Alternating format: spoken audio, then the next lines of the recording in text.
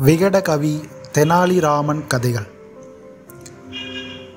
கிருஷ்ணதேவராயர் விஜயநகரத்தை ஆண்டபோது தெனாலி கிராமத்தில் ராமலிங்கம் வாழ்ந்து வந்தான். அவனது அப்பா இறந்துவிட்டார். ஆனாலும் அவன் தன் அம்மாவுக்கும் எந்த விதத்திலும் உபயோகமாக இல்லை. ஒரு நாள் வழக்கம் போல ஒரு மரத்தடியில் படுத்திருந்தான். அந்த வழியே சந்நியாசி ஒருவர் வந்தார். தெனாலிராமன் தூங்கிக் கொண்டிருப்பதை பார்த்த அவர், "ஏய் சிறுவனே, உனக்கு வெட்டமாக இல்லை? எல்லோரும் வேலை செய்யும் போது நீ மட்டும் நேரத்தை இப்படி வீணாக்குகிறாயே, ஏன் வேலைக்கு ஏதும் செல்லாமல் இருக்கிறாய்?" என்று கேட்டார். அதற்கு தெனாலிராமன் படுத்துக்கொண்டே, "எனக்கு வேலை செய்ய ஆசைதான், ஆனால் என்னால் முடியாது, உடம்பு சரியில்லை" என்று பதில் கூறினான். அது ஒரு பொய். ஆனால் சந்நியாசி அவனை நம்பிவிட்டார். அந்த சிறுவனுக்காக வருந்தினார். உடனே, "தம்பி, காளி தேவியை நேரில் வர வைக்கும் மந்திரம் ஒன்றை உனக்கு சொல்லித் தருகிறேன். அவள் நேரில் வரும்போது உனக்கு நல்ல உடல் நலத்தை அருளச் சொல்லிக் கேள்" என்று உபதேசித்தார். மனதிற்குள் தெனாலிராமன், "நான் அந்த மந்திரத்தை கற்றுக்கொள்வேன், ஆனால் நிறைய சாப்பாடு வேண்டும் என்று கேட்பேன். அதுதான் எனக்கு வேண்டிய வரம்" என்று உள்ளுக்குள் சிரித்து கொண்டான். புத்திசாலியான ராமன் அந்த மந்திரத்தை சீக்கிரமே படித்து விட்டான்.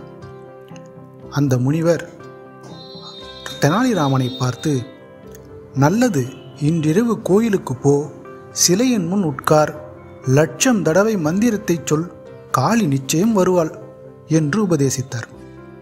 "அப்படியே செல்கிறேன் ஐயா" என்று கூறிவிட்டு தெனாலிராமனும் வேகமாக ஓடினான். அந்த மந்திரத்தை முணுமுணுத்து கொண்டே அன்று இரவு ராமன் கோவிலுக்கு அருகில் ஓடினான். கதவை மூடினான். மந்திரத்தை சொல்லத் தொடங்கினான். 1,00,000 தடவை சொல்லி முடித்த போது ஒரு அசரீரி குரல் கேட்டது.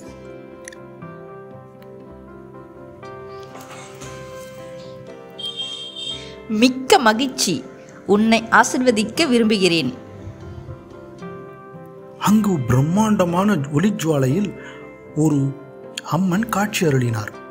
இதை கண்ட தெனாலிராமன் சிரிக்க ஆரம்பித்தான்.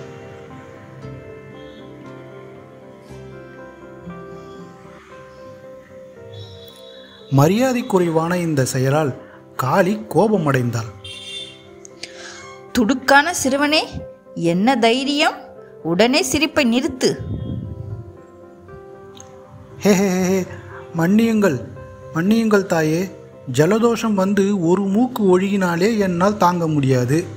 உங்கள் 1000 மூக்குகளும் ஒழுகினால் என்ன செய்வீர்கள் என்று நினைத்து பார்த்தேன்."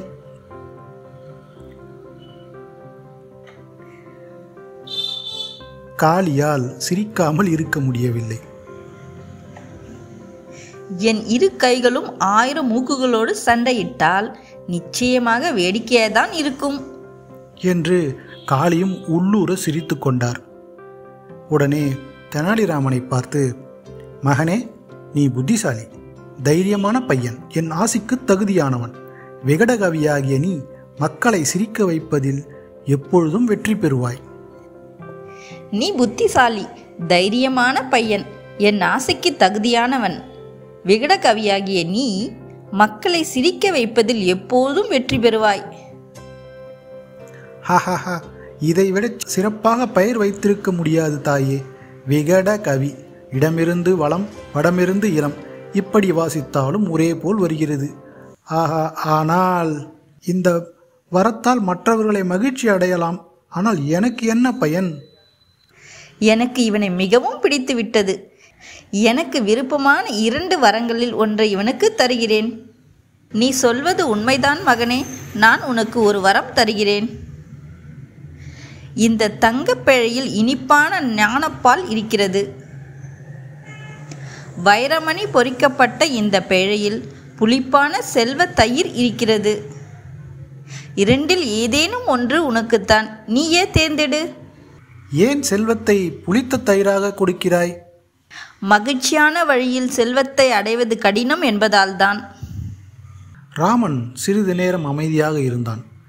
பிறகு, தாயே, இரண்டையும் ருசித்து பார்க்காமல் நான் எப்படி தேர்ந்தெடுப்பது? உண்மைதான்.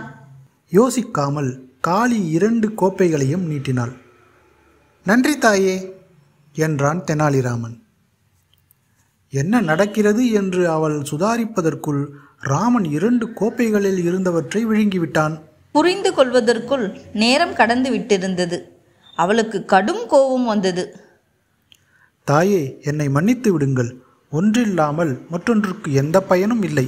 எனக்கு 2மே வேண்டும் என்றான் தெனாலிராமன்.